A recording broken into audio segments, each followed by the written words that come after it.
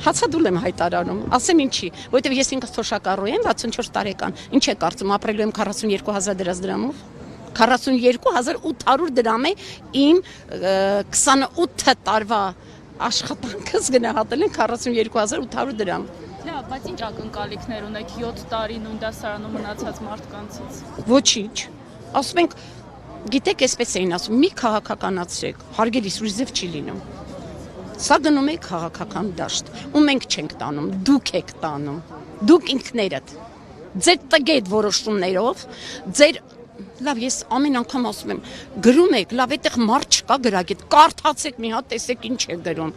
չեք հասկանում, եկեք ընդունեք այս բիզնեսմեններին հավաքեք ու ասեք, եկեք մի հատ ձեր ներքին կուխնյային էլ ծանոթանանք, միգուցե կա մի բան, որ մենք չենք հասկանում, ասենք ներքին կուխնյա գոյություն ունի, ամեն բնակավարում դա գոյություն ունի, եկեք ծանոթացեք անգամ այդ ներքին կուխնյային։ Ինչի եք խուսափում մարդկանց ընդունել, ինչի եք խուսափում մարդկանց լսել, դուք կորցրել եք ձեր լսողությունը, ընկեր ղեկավարներ, բոլորիդ է սա վերաբերվում։